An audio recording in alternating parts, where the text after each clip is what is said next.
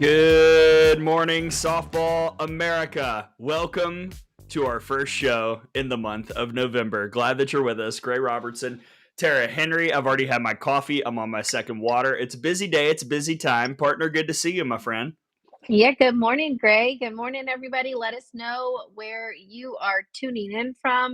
Excited for the show today. When you said first show, I was like, first, I was wondering where you were going with that, but it's November. That means we're 1 month closer to college softball season, which I know you and I are both about. But there's been loads of softball happening, and I've been out and about, and I know you're out and about, and I can't wait to have our guest on the show today who I was able to watch last week at the Georgia High School State Championships. Yes, before we introduce our guest, which is not a surprise, it's the title of the episode. Caroline Stanton, the top recruit in the 2026 class, will be here momentarily. Couple housekeeping things. What should the people be doing, Tara, on YouTube? I mean, we want you to hit up the chat. Tell us where you're watching, where you're listening. We've already got at Trellin Daker saying good morning from Moore, Oklahoma. Hello. We want to hear from you, but Tara, what should the people be doing right now on the socials? Yeah, make sure if you're over on YouTube that you like this video, you subscribe to the page so that you know, obviously, when we're jumping on live there. If you are on X, please give us a retweet. And if you guys have any questions, let us know. But again, the chat is open. So questions about anything and everything, we're here for you for the next hour or so, I guess. That's right. Fall previews are out. Ooh. We will talk about some of the ones that have dropped since we last recorded. I will provide an exclusive update on the progression of softball media days because, Tara, we're halfway through the SEC talking with all the coaches, and we have dates, and we have a mystery 16th team. And, you know, I want to update some folks on how those conversations are going. Oh, man, I can't wait to hear. I love the SEC media days. I first and foremost, it's impressive that you and Dom can get every SEC coach on there, number one. And number two, I'm excited to hear some questions that I know they're asking each and every coach. I think that is the most exciting. Yes, a lot of love for law degrees this year. I'm just going to say that right now. Really? Okay. Yeah, that's a tease, okay, as we say in full the business. Schedule? Is there full schedule of who's getting released when? We have the dates. We are still waiting to schedule 2 schools. Shout out to you. You know who you are. And once we have those scheduled, then we will be able to release the full dates. Okay, so cool. We have like the full framework of the schedule. We know when it is. December 1st is the first episode, and then 3 for the next 2 weeks. But yes, we'll provide a further update later. I would go deeper, but I do not want to because there are things that we need to handle first and foremost, including bringing on our guest. And Tara, I'm going to let you tee up the introduction because you have seen her in person more recently than I have. Yeah, well, before we even bring Caroline on, I was able to go to Columbus to the Georgia High School State Championships. And let me tell you, Gray, first, there are 8 fields. So 8 games are going on at once, and thank you guys. We see you jumping in on the chat. Good morning, Tommy. And so the Columbus Georgia State Championships, 8 fields going on at once. Some of the top recruits in the country, including Caroline Stanton, but Buford going 36-0 on the season, a perfect season. And this is great. Like, honestly, this is a who's who, this lineup of Division I talent. And it starts with Caroline in the circle and Addie Rackley, the LSU commit, Summer Castori, who's going to Georgia Tech, Janie Golden, who's going to Oklahoma State's up there, Brooklyn Atha, who's going to Mississippi State, and then LG Golden, who's Janie's little sister. Gosh, so impressed. A freshman playing shortstop and just incredible. Not only is she smooth at short, but last 2 home runs. So just someone to keep an eye on, folks, as she continues in her career. But was able to watch Buford avenge their loss just a season ago. They had lost to East Coweta, and Jada Savage, who was the pitcher, Ole Miss commit, had beaten Beaufort twice a season ago, and Beaufort avenges that loss. So was able to watch that in person. Wesleyan in the private division, winning their fifth straight. Gray, like that's crazy. Five Love straight. Yeah, Jessica Epps, Furman commit in the circle, just a workhorse strike thrower. She doesn't walk a lot of batters. I think she had like maybe 15 walks on the entire season. So Jessica Epps in the circle, and then Shayla Barr, who will be joining Stanton at Florida. Another Florida commit, just so explosive. She plays shortstop for her high school team, but as an outfielder for the Georgia Impact, just getting it done and breaking Janai Kerr's hit record at Wesleyan with 204. Janai had 202, and Shayla hit two solo shots in that championship game. And then Eastside had lost to Kell High School, which you're going to be familiar with. Kell, that's Lila Marici's high school. They had beaten Eastside the night before, and then Eastside climbed back and won 3 in a row on Saturday. Great. They played for like 8 hours and 24 innings. So a 10 inning, just crazy game against Harris County in the morning, and then double dip on Kell and win 2 in a row. So Dang. yeah, That sounds I know. exhausting. I just was like, I hit the I'm right out here button, like right? 2 basketball games in one day. And Well, I think also because of the weather, at some point games you had to play 3 in a day. But I must say, yeah. and Caroline will bring her on here, I think it's just really a special high school tournament. They don't do it like this everywhere. I heard they do it very similar in Oklahoma, but to have all the teams of all 8 divisions in one central location, which back in the day obviously hosted the Olympics. The gold medal game was played, or the games were played on the field, baseball field down the road, but was built for the Olympics in '96. And I can't say enough about the teams, the coaches, the players. There's just something great about high school softball, and I had the best time, and can't wait to talk to our guest, Caroline Stanton. We'll bring her on here, the number one recruit of the 2026. What is she? 2026. 26 class. I'm going to give you another year in high school. Welcome, Caroline. How are you? Thank you. I'm good. How are you? Great. Well, first and foremost, I know I was able to watch you in Columbus, and for Buford to go on a 36-0 run for you and your high school. What has that experience been like for you and playing for the Buford Wolves?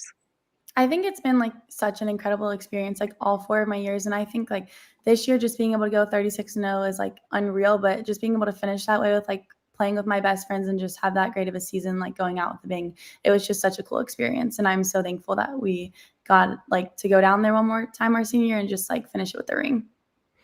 When you hear, and I know you already knew all this, but when you hear Tara list out all the people who are going to the Floridas and the LSUs and these huge schools, these big time programs, how awesome has it been for you to get to play around so much talent? I mean, obviously you're quite good, the number one recruit in the 2026 class, but you've got a true team around you who can really, really coalesce and do something special like this undefeated season.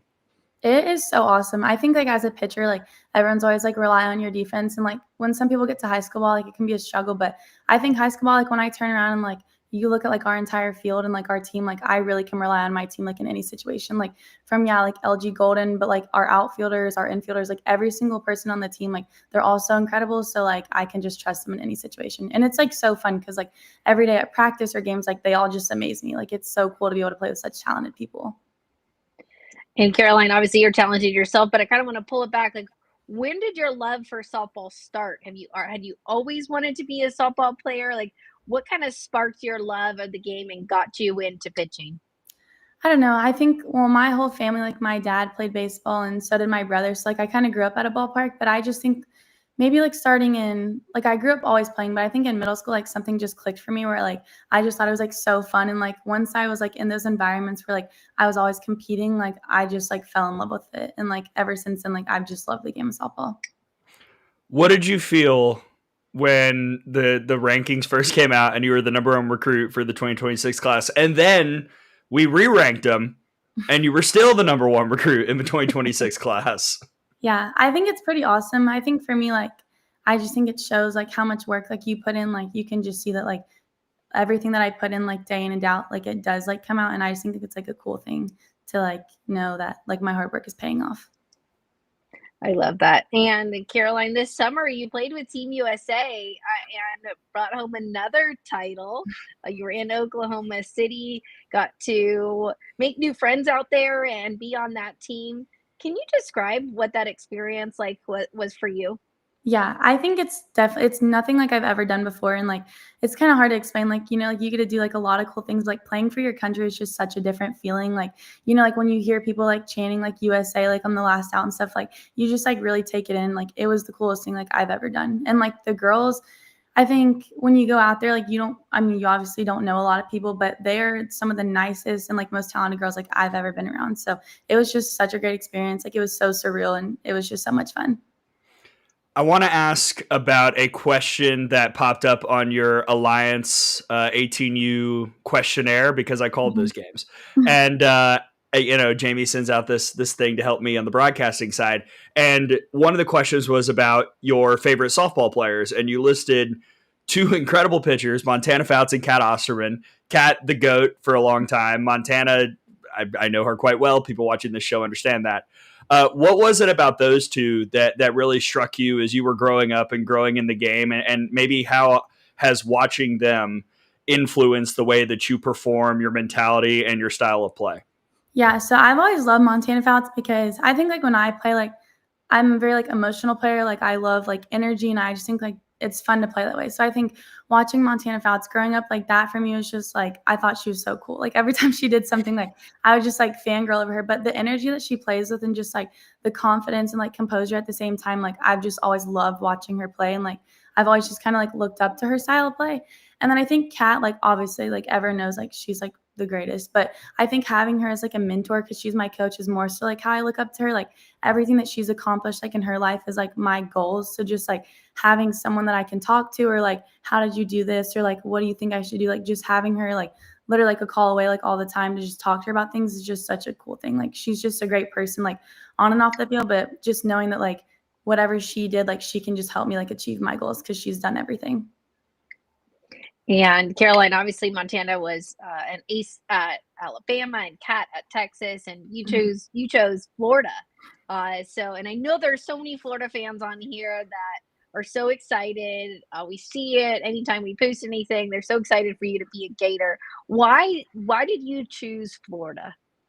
So I think for me, I've always just like grown up like, like you go to camps and stuff, but ever since I went to Florida camps, like it just really felt like home. Like the coaches are some of the greatest people that like I've met. Like not only do they like care about me, but like also my entire family. Like they're always just like asking like how are you, but also like how's your family? And like that to me is such a big thing because I'm just like a big family person. But I think the girls that I grew up playing with, like when I played for the Lady Dukes, like Keegan, like all of those girls, like growing up playing with them, like just knowing that I'll be able to play with them again is just like a fun thing because I love like for me, like who you play with and who your teammates are like such a big thing to me. So like knowing that I'll be able to continue to play with them is just like a really cool thing. And like I love Gainesville, like the area, like it's just so cute and I love everything about it. And you'll get to play for Montana's old pitching coach, Stephanie Van Yes. Brakel Prothrow down Yes. there. I'm As so the excited. tie-ins continue, I know Steph quite well. Tara knows Steph quite well. She is one of the most rabid competitors I have ever met. Mhm. How did you and Steph connect as this recruiting process and this commitment kind of move forward? And what excites you about getting to work with her once you get to Gainesville? Yeah, so I think for me, like my last camp that I ever did before September 1st was Florida. And it was like right when Coach Steph got hired. And I think like it was like when I was like 10 years old, I went to an Alabama camp and I like loved her there. But when I got to work with her at that last camp, I was like, oh my gosh, like I love her so much. Like she's, yeah, like super competitive, but also like she has like both sides to where like, like you can go for her for things, but she's also super competitive. And like just listening to her and how she talks about pitching is like, I just can't wait to get to work with her. I'm so excited. And Caroline, you mentioned working with Kat, and you just mentioned knowing that you'll be with Steph Van Brakel Pro Throw. And I watched you a year ago, and then I watched you just a couple days ago. What do you think the difference is in you in this past year? And as part of that, the mental side? Is it the physical side? What do you think has been the biggest jump for you? I mean, it's hard to go from one to one. You stayed pretty steady, but in watching you, what do you think your biggest jump has been? I think for me, it's a combination of both. I think physically wise, like the past year, I just worked on like cleaning everything up. So like making sure like all my pitches were like crisp and like I could hit a spot like at any time. And then I think like mentally, like always just like staying locked in, because sometimes I think I struggled with like, like not finishing strong, but I think just like mentally locking in the whole time and just like cleaning up everything the past year has like really helped me. You mentioned going to Florida, and we've talked a lot about the pitching piece. I want to talk a little bit about the hitting piece, something Steph also did in college. And yesterday, when I was interviewing Coach Walton for Media Days, spoiler alert, he talked a lot about roster size and how important it is to him to have pitchers who can also hit. Mm-hmm. You hit quite well throughout your high school and travel ball career. Is that part of the plan? Is that something that you really want to keep doing, the hitting side, along with obviously being a pitcher in the circle? Yeah, I love hitting. I think hitting to me is just like, I think it's so fun. Like I just love everything about it. So the plan is for me to hopefully be good enough to hit at Florida. I like it. So if you had a choice, would you rather pitch or hit? Pitch. Yeah. But you love hitting. I do love hitting, yeah. But I Yeah, love pitching because like you're always like in control and it's just like fun to have the ball in every situation. As the phrase says, get you one who can do both. Well, I think what's really cool about you, Caroline, is you can do both. I saw you had a home run, like one of the deepest home runs that was hit all week on the stadium. I'm like, oh my goodness. And but there are a lot of two-way players, young players that are thinking about maybe stopping hitting. Like for you, what was so important for you to do both? Because I think there are some players that are still kind of thinking about whether they should or not, but why did you choose to keep doing both, and how did that impact, you think, your play? I think I've always just done both, and for me, like I just love being a part of like every aspect of the game. Like I never just want to like do one thing, and I think for me it's honestly helped me in both pitching and hitting, because I think as a hitter, like when you're facing good pitchers, like I'm able to like think through like what I would do in that situation. So like I think for me it's almost like easier because I'm like, well, I would do this in this situation. So like I'm not like hopefully like fooled by things. And then I think it's like pitching, like when you think from like a hitter's perspective, like you can catch people off guard because again, like if a hitter's thinking this, but you throw something else. So I think for me, like it kind of just puts both in perspective and it helps my game in like both ways. Our guest is Caroline Stanton, the #1 player in the 2026 recruiting class. You can see it on the screen. If you're listening, I'm reintroducing the person that is with us. And Caroline, we talked a lot about softball, which is great. You're a very good softball player. Softball is what you're going to do in college. I want to find out more about you. Because obviously you work hard at your craft. You wouldn't be where you are if you didn't. But if you only did softball all the time, it would probably drive you insane. So what else are you doing off the field to kind of detox? Do you watch a lot of shows? Do you like to go on walks? Do you have any other hobbies? What do you like to do? I'm a very active person, and like so is my whole family. So like yeah, going on walks or just doing anything with my family and my friends is like a detox from things. I love hanging out with my grandparents. I have 2 dogs. I love taking my dogs on walks and just play with them all the time. But I'm just like a big family person. So just being around my parents, and like even if it's just like they're going to the stores or they're going to run around, like I just love being with my family. So most of my time is spent with them. What kind of dogs? Labradoodles. Labradoodle? Oh. Yes. Oh my Good goodness. choice. And then we got a golden doodle down here. He's had a long walk, so he's just being really good. He's just listening to the interview. But yeah, Tara's learned she's got to wear out Miles before we do the show. Otherwise, he's gonna like eat the table that the laptop is on. So are mine. I had to put them upstairs. Along those lines, last one for me, just a fun one. What is your favorite food? Like if people were like, okay, what is your favorite food? Like if you're going out to dinner, what are you choosing? Food or restaurant? I normally like healthy food, but if it's not, I'm a big like pasta person, or I love any Mexican food. Those are like my go-tos. There are some locations in Gainesville I can think of that fit that bill. What's your your walk-up song, your warm-up song? Are they the same song? Are they different songs? My walk-up song this year is something by Kanye West, but before games and stuff, I listen to like super calm music because I just like to be very mellow before I play. But my walk-up songs have always been like super fun songs. Okay. I like it. Anything else that, before we let you go, Caroline, and thank you for the time this morning, anything else that the world needs to know about you? We've covered the softball piece. We've heard a little bit about your personal life, but maybe what's something that the general public doesn't know about Caroline Stanton that would be interesting to find out right now? The only other thing I think about is I'm a huge Christian, and I think like everything that I do, like I owe it all to God. And I think like it's just a big part of who I am. I love it. I love that. Awesome. Well, Caroline, thank you so much for joining us, the number 1 recruit in the 2026 class. Just a pleasure to be able to watch you on the field. You are so electric. It's so fun when you're in the circle. It's so fun when you're batting. And we just want to thank you so much for joining us and being a great ambassador for softball as well. So we can't wait to see you in a Gators uniform. I know you'll be out with your travel ball team here pretty soon, right? Yes, I feel ma'am. like the next days. What is the off season? Not real. That's the thing. There's no such thing as downtime. But thank you so much for joining us. Thank you guys for having me. There she is, Caroline Stanton. She's going to have a lot of fun with Steph. I wish that we had a lot of time to like, I could drop some Steph stories right now of just the intense competitor that she is. Obviously, we know Coach Walton quite well as well. Like she's going to have a great time down in Florida. Fran, I mean, that staff, they are salt of the earth, and she's going to have a great time. She's going to continue to develop from what's already quite a good product in the circle and at the plate. Very impressive young lady as well. Shout out to Caroline. That was a lot of fun. Oh yeah, that was great. And again, I agree with you, Gray. I think the Gators, the next couple years here, and looking at their recruiting classes, have done a really, really nice job and are going to be really, really strong the next couple years. But watching her, and those of you that have been fortunate to watch Caroline in person, she is so electric. She's got a lot of passion on the mound. And she's a tall presence. Like, she's in the circle and it feels like the ball gets on you really quick because she's got really long levers. And so again, excited to see what she does this summer with her summer ball team, and then ultimately when she gets in a Gators uniform.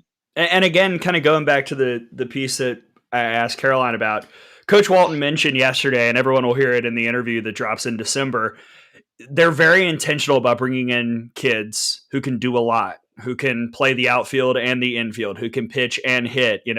He's talked with Jocelyn Erickson about that, about, needing to play 2 positions. If you want to be on Team USA, this as an international coach, you got to have multiple tools in the toolbox. You got to be versatile. You can't just be a one-trick pony if you want to make those rosters. And so I think having that talent that Caroline has at a program like Florida that is so intentional about making sure that multiple people do multiple things and have big roles in various spots, it's a great fit.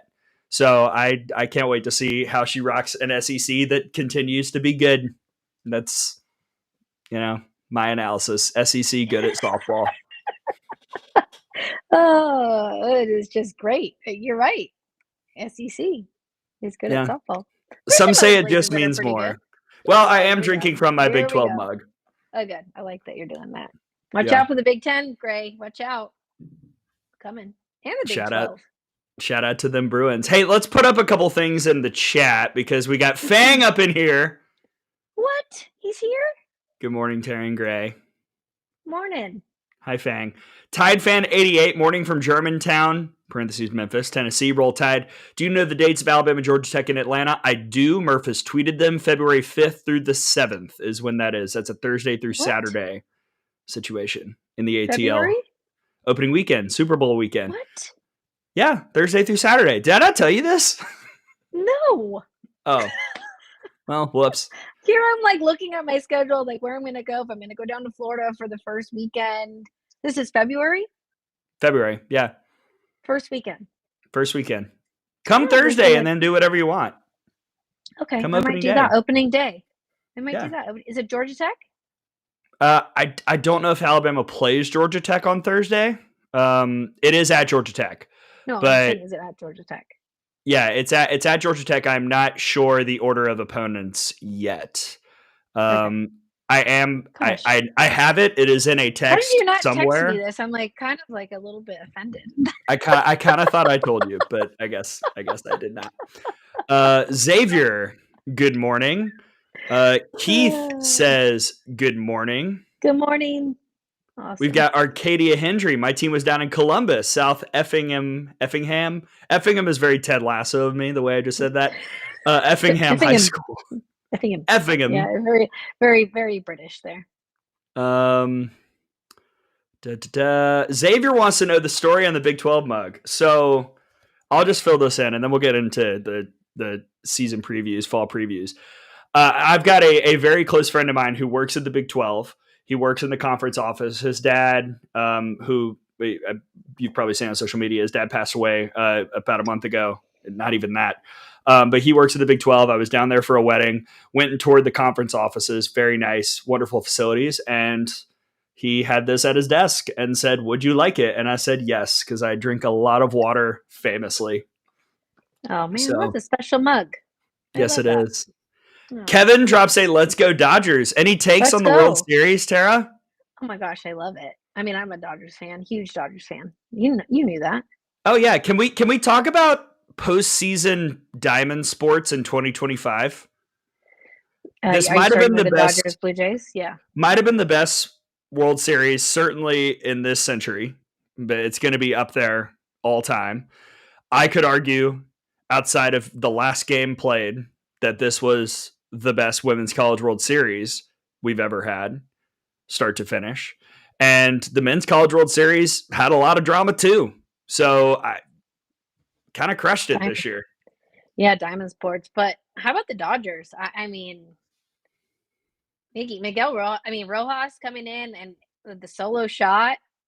I just, people had constantly been on Dave Roberts about his managing and using too many laptops and computers. And I'll say what you want, but like Rojas coming in the starting lineup, and then Paez going to center and making that catch over Kike in left field, which Kike is doing a basket catch. I just watched an interview, him saying like he was laying on the ground because he thought that they'd lost the World Series. And that's why he was laying on the ground for so long, is because he was devastated. And then Andy comes over and taps him on the shoulder, like, dude, are you all right? And he's like, did you catch it? And he's like, yeah. And he's like, oh, and then he's all fired up. But so many things had to happen in the base running. Oh my gosh, there's so many people on social media that are apparently base running gurus. And oh, are they? I mean, listen, I don't know how you feel about this, Gray, but like, number one thing is don't get doubled off of third base. You just don't. Like, it's just literally the number one thing when you're on third base, because you're right there, or you're 90 feet in baseball, right? But there's so many base running gurus talking about that play, and he should have been a secondary lead and angled down, and it's fascinating. So many different plays had to happen to get to there, but yeah, hats off to the Dodgers. And my mom is super happy. My mom went to whatever game the Dodgers lost at home. I can't remember what game that was. There were two of them. Maybe? Yeah. 4 and 5. She went to 4, I think. So she's super happy. And again, I think it's really cool to see that team camaraderie. And I think even with all that, the paycheck that the millions and bajillions of dollars that the Dodgers are shelling out, it's really cool to see that clubhouse and how much they enjoy one another. And that pitching staff is just Yamamoto. I mean, he's like a silent assassin, that guy. I mean, whew. Beast mode. Yeah, incredible. So, yeah, Dodgers. Go Dodgers. Go Blue. One of my biggest takeaways was I thought so much like a softball person, because there were so many times I was like, why aren't you bunting? Like, what? Like, move the runner. What are you doing? Move the runner. And that's just not how they think. And sometimes I think they should, because I like winning and not, putting people on first and second with nobody out and then them not moving at all. So, but what do I know? I'm just here on a podcast on YouTube on Wednesday morning in November. Little different. Congrats to the Dodgers. Congrats to the Dodgers. A little different in baseball, the bunt, and how effective it is. And there's just a lot of data and numbers behind whether or not you should hit or bunt. And but hey, I hear you. I get you. I just, sometimes you don't have that many outs to give, though. Fair. I love bunting. I know. You would get that bunt down. I know. I love bunting, but sometimes you gotta got to swing away. You see what it does, all over the fence. So I do also, if those of you that hadn't read the article, I think there's a really great article on Blue Jays and their offense and what they're able to retool that offense and really focus on contact and really making the opposing pitcher throw as many pitches as possible. Talked about exit velocity, and we're really tracking exit velo. And once it dipped, they would put them back in the weight room. So just so much you can learn, and that's another whole podcast we can talk about. But really impressed with the Blue Jays and that offense and what they were able to do with those hitters, because anybody that watched can see that was a complete team and so close. But Dodgers ultimately. I've got one more World Series shout out that'll bring us back to softball. I want to send a congratulations and a kudos and a podcast virtual hug to our friend Madison Shipman, who was covering the Blue Jays for Sportsnet all year and went on this wild ride with that team to the World Series. I watched a lot of her clips. I obviously did not get to Canadian TV in Tuscaloosa, Alabama, but I watched as many clips as I could on Twitter. Maddie, who we know very well, who is exceptional covering the sport of softball, is also exceptional covering the sport of baseball. And I know that it probably wasn't easy for her to be away from home and the family for as long as she was, because baseball postseason is long and the Blue Jays were at home a good bit and traveling around, and she continued to do wonderful work. And I hope she's enjoying a great rest with the family. I hope they're at some beach somewhere propped up and getting some actual relaxation time, because Maddie does phenomenal stuff on television. She has now done it for softball for many, many years, has done it for the Blue Jays for a couple seasons now. She deserves a lot of credit for what she does and the way that she is able to break down the sport and truly be a voice in the baseball realm that people rely on and trust. And shout out to Maddie for all the work that she did in the World Series. Just wanted to get that in there because we love Madison Shipman on this show. Yeah, incredible. I saw one or two clips, and gosh, she was on, I think she was on a stage, or she was doing it might have been pregame or postgame. I'm not sure it was, but yeah, again, really cool to see Maddie do both, and only just expands her knowledge and her ability to talk about baseball and be on that side is really cool. So as we drift back into the softball realm, let's talk about some of the 2026 previews that have dropped. Since we last recorded, I believe we had last seen Utah. So since then, we've got Indiana, Virginia Tech, Baylor, Washington, Mississippi State, Arkansas, Clemson, and Oklahoma State. Tara, what do you think of what Brady and the gang have been cooking up? Yeah, Brady has been just cranking out these previews, just so you guys know. And if you have any questions about the teams, you should head on over there because he's pretty much got it covered. But for me, I'm really high on Clemson. I know that they graduated 4 or 5 starters, 2 in the circle with Basinger and McCubbin. But they've got loads of transfers that are going to come in, plug and play. I like what John Rittman does there with the Clemson Tigers. And then Oklahoma State, I really liked what Kenny Gajewski had to say about their a change of in Stillwater. Ruby Malin's back with Riley, but really just a change in mindset and how they do things, and really looking at himself and really putting it on him as a head coach, and putting some different standards back into the program, which he felt like he maybe was a little bit soft on them last year. And so good stuff in there. And then in Arkansas, just Courtney Deifel returning the entire pitching staff at Arkansas, adding Dakota Kennedy, Tiana Bell. I'm excited for Arkansas softball this year, and I think they're in a really good spot. So really high on both Clemson and Arkansas, and I'm really excited to see what Oklahoma State does after a disappointing season for the Cowgirls. So those are my 3 out of those that really stood out to me. And again, head on over to the site because there's so much info on all of them. Yeah, and then we'll do more. We're talking to Deifel. Courtney Deifel today, actually, in about 2.5 hours. So Amazing. I will. I already have my list of questions. I had a couple more that popped up after reading the fall preview. One statistical note, though, I will say a statistical correction. Technically, Courtney Day did throw 1 inning last year, so the entire pitching staff is not. I'm just kidding. You would. But I will say one of the teams. I bring that up because I was so taken by Mississippi State. And we've already interviewed Ricketts. Mississippi State is, I have to double check this, but I believe they're the only team that returns under 50% of innings pitched, hits, and RBIs. 23% innings pitched are back, 46.5 hits, 47.5 RBIs. That's the percentage that's returning for Mississippi State. And you look at who of those percentages are gone, and you would think, well, that Mississippi State's going to have to build back up because you lose Braylon Chafin, you lose Sierra Sacco. There's going to be a bit of a void.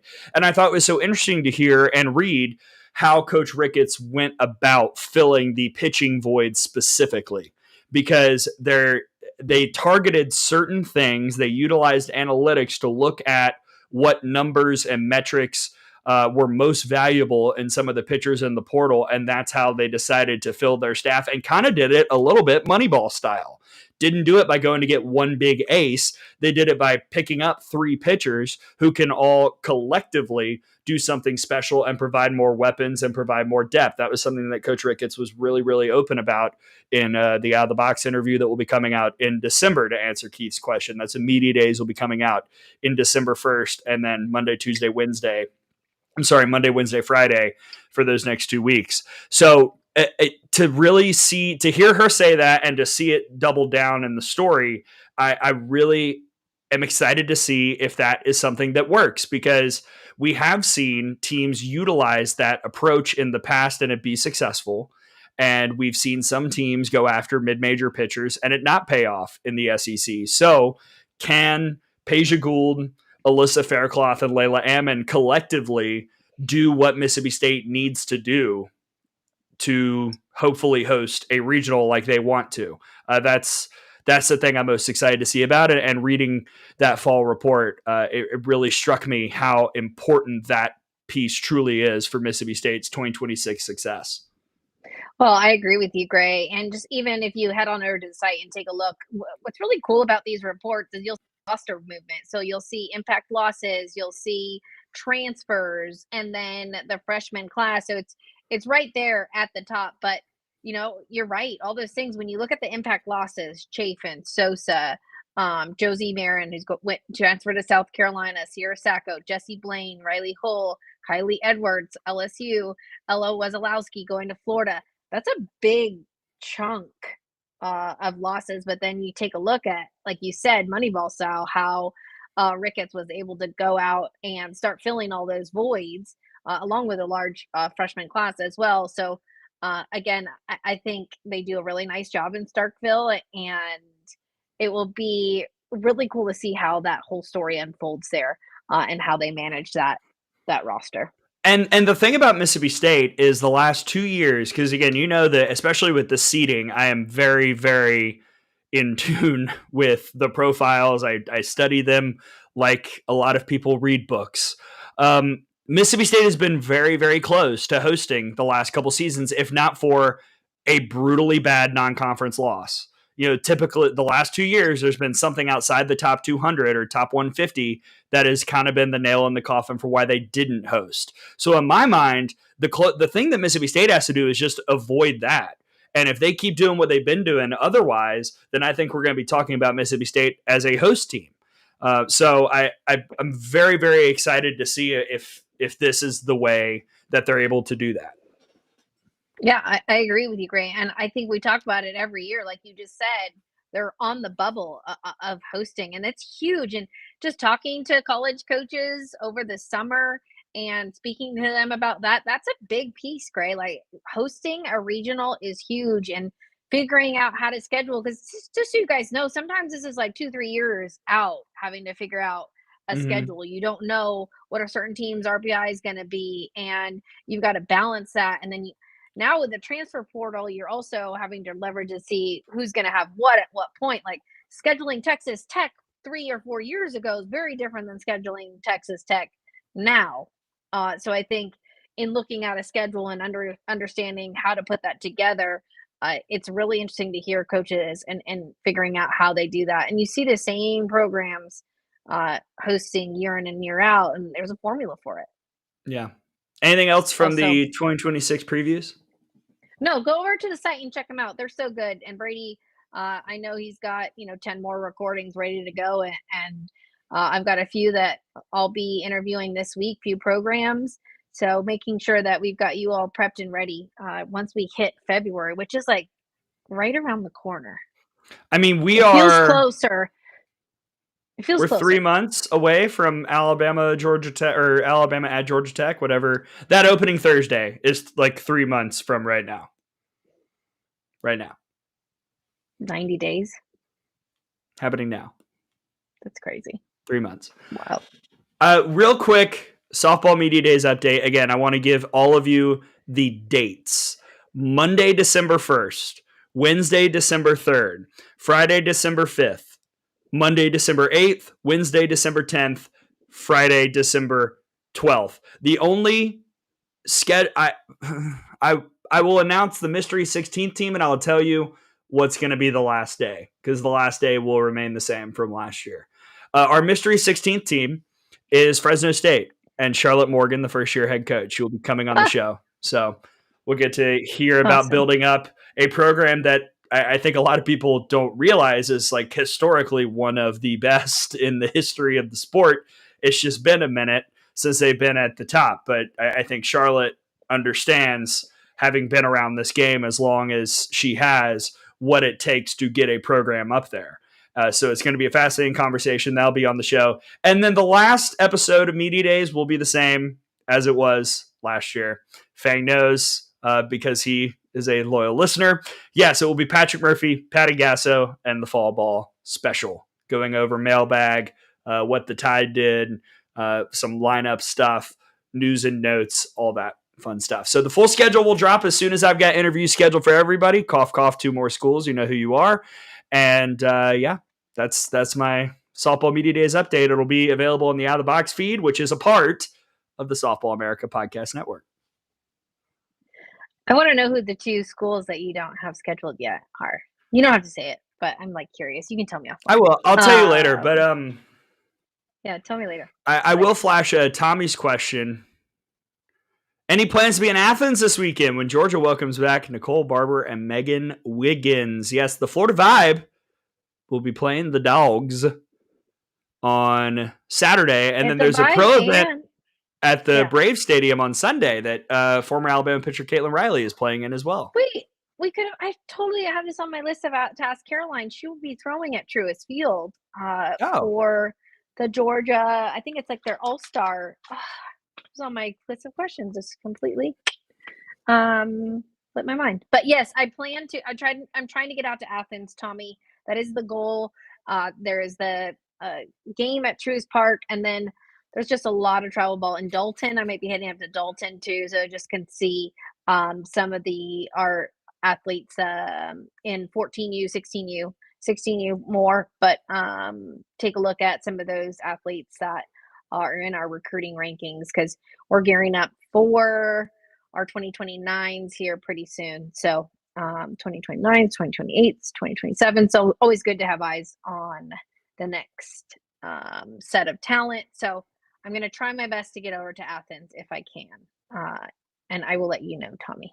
And I will also add, there is a potential plan in place for some folks in my part of the world to make the journey over on Sunday to Atlanta to watch Caitlin and everybody playing in that event.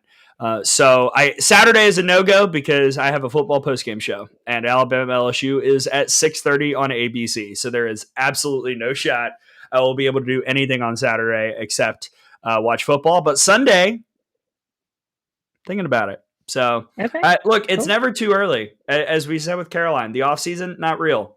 There's always something happening, even when college softball isn't, quote unquote, going. Well, that's this weekend. Next weekend, we will be out in Clearwater, so make sure you stop by if you're a parent, if you're a player, uh, a coach. We will have a big tent. Softball America will have a big tent with DIY hair ties, so we'll have some hair ties, and you'll be able to put your information in for a recruiting profile if you don't already have one on the site. So come and see me next week. We'll have some shirts probably and some hats to pick up, maybe water bottles if they arrive on time. But please make sure if you're going to the Clearwater tournament, we'll be there all weekend long, Friday, Saturday, Sunday. And Grace Johnson will be flying out to do some interviews. So G Money? Yep. Grace Johnson, we're having her out there. We're doing some full coverage of Clearwater. We got to get ready. This is our preseason. So we'll be covering that event in a big, big way. Excited to head down there. And again, myself will be there. And we'll have a big old tent, Softball America tent with DIY hair ties. It's actually really cool. I wish I could have opened it up. The back wall of our tent has a really cool backdrop, but you guys will see it when you're there. Yeah, it's awesome. That reminds me, I still have our tablecloth from the World Series. I was just gonna ask. I was like, I need that tablecloth. It's right here. It's really, yeah, it's black though, so it probably needs to be out. We need to get a white one too. So no worries, I'll get another one. Anyways, come visit us in Clearwater next week. We'll be there. Chat, anything else at all? This is your last call. Any stories that we missed? Anything you want to ask us about before we wrap it up? Because I've gotten about 7 emails about our women's basketball broadcast tomorrow. Because there are lots of things happening. Tara, one last call to action. What do the people need to do as we wrap up the show? Where do they need to follow? What do they need to read? What's on the site? Give the folks at home their marching orders. Yeah, head on over to on3.com/softball. Make sure you are subscribed. And then if you're a recruit, head on over to Rivals and get your recruiting profile. Make sure that if you are not, you can upload your recruiting profile there. Again, we'll do it next week in Florida. If you're over on YouTube, make sure you subscribe, like this video. Please leave a comment, even if you're watching this later. Leave a comment and let us know who you'd like for us to have on the show. We're going to start gearing up and having some more guests. Obviously, Gray and Tom are doing the SEC Media Days, which full coverage, and you'll be able to hear from every single SEC coach eventually. But again, let us know who you would like to have on the show, and we'll try and deliver for you guys. Yeah, I see. Here's one last question from Fang. Old reliable Fang. Any update on AUSL's location and new teams? I do not have anything official to share, and I know that those talks are progressing, but I haven't seen or heard anything concrete. When you say nothing official, like that means that you know something, but you're not going to say. I like the conversations are conversating, but obviously this is a great opportunity to talk about the fact that the championship's on ABC, which is that's a BFD. That's gigantic, and that's awesome. I assume Amanda will be part of it. We'll probably bring her on around then, or whoever the broadcast team is once we get to that point. But that's a huge deal. Wonderful for that league, wonderful for the sport, and great for ESPN. Shout out to ESPN for continuing to recognize the value in softball, not just at the college level, but also at the pro level now. Incredible. What a huge announcement. I can't believe that wasn't first on our list. It's going to be ABC Day again. I mean, we don't do that. What do we say? ABC Day. ABC Day. Yeah, we do it. Yeah, the World Series. Those that know. If you know, you know. I only tweet it every year. I know. Cool. Well, thank you guys for joining us. I know. I want to know the unofficial stuff too, Xavier. When he does that, it's like a tease. Well, that's me, and I'll leave with one final warning. One final comment because warning, but it's we love covering the recruiting stuff and talking to recruits, and something that we've gotten into before. I would caution some folks from being a little too animated about rankings and whatnot, because that is not a great reflection on you. So just wanted to point that out there. And I really appreciated Caroline Stanton for coming on the show because she was a lot of fun. I've watched her pitch. I had not met her officially because getting down to the field in Kokomo can sometimes be a literal maze. But it was very cool to hear her perspective and kind of get to see what makes her such a talent that the softball world has had an eye on for a couple years now. Yeah, I mean, to be honest with you, Gray, I loved her answer to being a pitcher and a hitter and how she uses that as an advantage on both sides of the ball. And I think that's always been the case, and that's so great to hear her say it and to have that insight and knowing that she can use both her pitching knowledge and her hitting knowledge to help her out on both sides of the ball. But yeah, just great to have her on here. Excited that we've got the next generation of softball players heading into college here pretty soon. So I want to thank Caroline for joining us, and I want to thank you, Gray. Thanks for being you. Of course. Thank you to the chat. Thanks for everybody watching. Thank you to Tara Henry. And thank you everyone out there, whether you're listening on demand, whether you're watching live, whether you're watching on demand. We appreciate you so much. For Caroline Stanton, our guest today, for my partner Tara Henry, I'm Gray Robertson. This has been another wonderful, rousing morning edition of Good Morning Softball America. We'll see you next time, everybody.